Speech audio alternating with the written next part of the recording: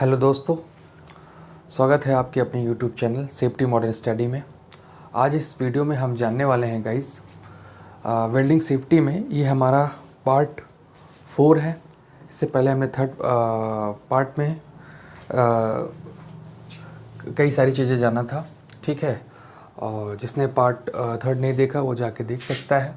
और इस topic part 4 में हम वेल्डिंग सेफ्टी में हम डिस्कस करेंगे कि जो कुछ हैज़ार्ड्स के बारे में जानेंगे इस वीडियो में जैसे कि oxygen, acetylene, cutting, torch, safety hazards, ठीक है। तो कुछ हैज़ार्ड्स किस कारण जो है, कौन सी ऐसी जो है मिस्टेक्स हो जाती है, कौन सी गलती के कारण जो है गेज फेलर हो जाता है, एसिटिलीन हुज क्रैक्ड हो जाता है, इम्प्रॉपर स्टोरेज कैसे हो जाता है, वो सब सारी चीज़ इस वीडियो में हम जानेंगे। और उसके बाद में पर्सनल प्रोटेक्टिव इक्विपमेंट्स पीपी के बारे में जानेंगे कि जब हम वेल्डिंग करते हैं, गैस कटिंग करते हैं, तो उस दौरान हम किन किन पर्सनल प्रोटेक्टिव इक्विपमेंट का हमें ध्यान रखना चाहिए, कौन कौन से एप्रोप्रिएट पीपीज़ हैं उनका इस्तेमाल करना चाहिए, उनको वेयर करना चाहिए, ताकि हमें कोई समस्या ना हो, कोई हैज़ार्ड से सामना ना करना पड़े। तो आज इस वीडियो में हम जानने वाले हैं कुछ हैज़ार्ड्स और उसके पीपी जो है पर्सनल प्रोटेक्टिव इक्विपमेंट से कैसे यूज़ करें, कौन से पीपीज़ जो है पर्सनल प्रोटेक्टिव इक्विपमेंट्स को पहने। तो जैसे कि आप देख रहे हैं गाइस कि यहाँ पर जो है पहला पॉइंट हमने जो लिखा हुआ है, वर्किंग प्रेशर गेज फेलर।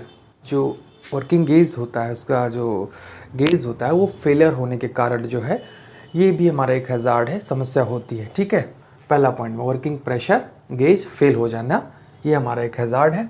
उसके बाद में फर्स्ट हो गया। सेकंड हमारा क्रैक्ड एसिटिलीन होज, मतलब होज जो होती है, होज पाइप जो होती है उसको वो क्रैक्ड हो जाना, उसमें क्रैक आ जाना, फट जाना, ठीक है। तो उसके कारण भी कई सारी समस्याएं होती हैं, ठीक है। एक्सप्लोजन होने के चांसेस हो सकते हैं, काफ़ी और भी चीज़ें हो सकती हैं। तो ये भी एक हैज़ार्ड्स है, ठीक है, कटिंग टॉर्च से रिलेटेड। और उसके बाद थर्ड नंबर पे improper storage of oxygen O2, acetylene, cutting torch, ठीक है। इम्प्रॉपर स्टोरेज कह सकते हैं कि ऑक्सीजन एसिटिलीन की जो इम्प्रॉपर तरीके से रखा जाता है सिलेंडर्स को, जैसे कि भाई उसको ऑक्सीजन सिलेंडर जो हो शुड बी इन ट्रॉली में होना चाहिए, ठीक है। उसको इस तरीके से, जैसे आपका ये ऑक्सीजन सिलेंडर है,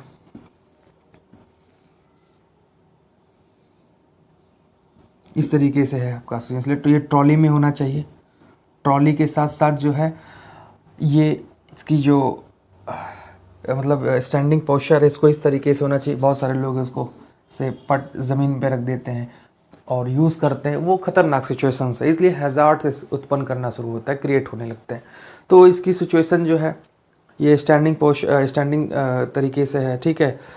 ये लंबवत तरीके से हम इसको रखते हैं, लंबा खड़ा खड़ा। अब उसको जो है बहुत लोग इसको ज़मीन पे लिटा कर रखते हैं, तो वो खतरे की जड़ है, तो नुकसान करेगा, हैज़ार्ड्स को उत्पन्न करेगा, क्रिएट करेगा। तो उसके बाद में स्टोरेज है एसिटिलीन कटिंग का, इसलिए जो है मैंने यहाँ पे बना के दिखाया, ठीक है। तो और इम्प्रॉपर यूज़, ठीक है, सही तरीके से उसका इस्तेमाल न करना, चलाने का तरीका न पता हो, वो भी एक समस्याएं हैं, हैज़ार्ड से उससे उत्पन्न होते हैं, जनरेट होता है। उसके बाद स्टोरेज ऑफ सिलेंडर्स, और सिलेंडर का जो स्टोरेज है वो प्रॉपर जगह पे ना होना, इम्प्रॉपर जगह पे होना, तो ये सब सारे हमारे हैज़ार्ड्स हैं। दीज आर द हैज़ार्ड्स, ठीक है। ये सारे हैज़ार्ड्स हैं जो हमने यहाँ पे जाना। और इसके साथ हम डिस्कस कर लेते हैं थोड़ा सा पर्सनल प्रोटेक्टिव इक्विपमेंट्स के बारे में कि किन किन उपकरणों का इस्तेमाल करना चाहिए वाइल वी यूजिंग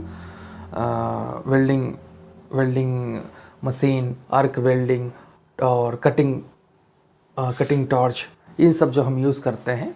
तो क्या मतलब उसमें हम पीपीज़ का इस्तेमाल करें। पहले पॉइंट पे हमने लिखा है कि आई प्रोटेक्शन के माध्यम से, जैसा कि यहाँ देख सकते हैं कि आई सेफ्टी शील्ड। अब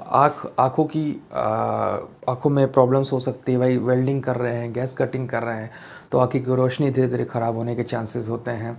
आँखों में इरिटेशंस हो सकती है, आँख की रोशनी जा सकती है, बहुत सारी डिजीज़ हो सकती है आँखों की।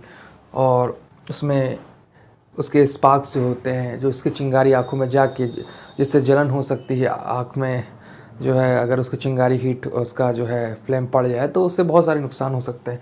आई बर्न हो सकती है, आँख जल सकती है, ठीक है। तो आई प्रोटेक्शन, आई बर्न प्रोटेक्शन, जलने से हमें रोगों को शारीरिक बचाव के तहत अगर हम देखें तो उस माध्यम से जो है अगर हम फायर रेजिस्टेंस के क्लोथ्स नहीं दे रहे हैं तो वेयर नहीं करेंगे तो उससे जो है उनकी बॉडी में जो है स्पार्क्स के ज़रिए से आग लग सकती है। तो ये बर्न प्रोटेक्शंस यहाँ पे हमने एक इक्विपमेंट्स के माध्यम से, पर्सनल प्रोटेक्टिव इक्विपमेंट्स के तहत ये चीज़ बताया गया। इनहेलेशन प्रोटेक्शन, मतलब जो इनहेल करते हैं फ्यूम्स, भाई जब वेल्डिंग करते हैं, गैस कटिंग करते हैं तो फ्यूम्स जनरेट होता है, गैसेस जनरेट होती हैं, उत्पन्न होती हैं, तो उसको इनहेल करते हैं। जब उसको हम अंदर लेते हैं, खींचते हैं, तो जिसके कारण जो है कई सारे डिजीज़ होती हैं, ब्रोंकाइटिस होती हैं, अस्थमा हो जाता है, ठीक है। और भी चीज़ें हैं, अगर गैस भी उसमें अंदर जा रही है तो उससे भी इंसान की मृत्यु भी हो सकती है, नुकसान हो सकता है। तो इन सब अगर पर्सनल प्रोटेक्टिव इक्विपमेंट्स का इस्तेमाल करके अगर हम काम करेंगे, वेल्डिंग का यूज़ करेंगे, गैस कटिंग करेंगे तो आसानी होगी, ईज़िली हम काम कर सकेंगे, ठीक है। तो इनहेलेशन प्रोटेक्शन भी हमें देना होता है। आई सेफ्टी शील्ड, अब आई सेफ्टी शील्ड में हम आई की प्रोटेक्शन करना है तो आई सेफ्टी शील्ड हमने दे दिया, कोई समस्या नहीं होगी, ईज़िली बंदा काम कर सकता है, कोई दिक्कत नहीं होगी।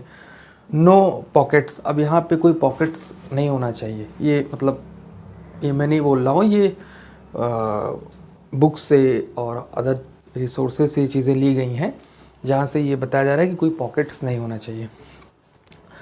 और फुल स्लीव्स होना चाहिए, मतलब ये नहीं आधी स्लीव्स पहने आधी गायब है, तो उसमें अब स्पार्क्स पड़ेगा जिससे कारण जो है आपके वो जो है आपकी बॉडी में आपकी स्किन जल सकती है, बर्न हो सकती है। तो फुल स्लीव्स पहनेंगे तो उससे आपकी जो है स्किन सेफ रहेगी, सुरक्षित रहेगी, प्रोटेक्टिव रहेगी, ठीक है। उसके बाद में फायर रेजिस्टेंट गनलेट ग्लव्स, मतलब ऐसा फायर रेजिस्टेंट जिसमें मतलब आग भी असर ना करे, आग से भी, स्पार्क से भी हमें बचाव करे, तो वो रेजिस्टेंट वाला जो है हमें हैंड ग्लव्स पहनना चाहिए, जो कि हमारे मतलब हैंड्स को वो प्रोटेक्ट करेगा, हाथों को बचाएगा। उसके बाद है नो कट्स। अब भाई आप जो क्लोथ्स पहने हैं उसमें कहीं फटा है, यहाँ फटा है, यहाँ कटा है, तो उससे क्या होगा कि जो है कहीं पे भी आपकी चिंगारी बॉडी के अंदर जाके जल सकता है, तो उससे खुला होगा, उससे जो है मतलब बॉडी आपकी जो है सेफ़ नहीं रहेगी। तो नो कट्स नहीं होने चाहिए, कट्स नहीं होने चाहिए। सेफ्टी शूज़ आपके अच्छे प्रॉपर तरीके से होने चाहिए, ठीक है। उसके बाद में फ्लेम प्रूफ स्कल कैप, मतलब फ्लेम जो होता है आपका, जो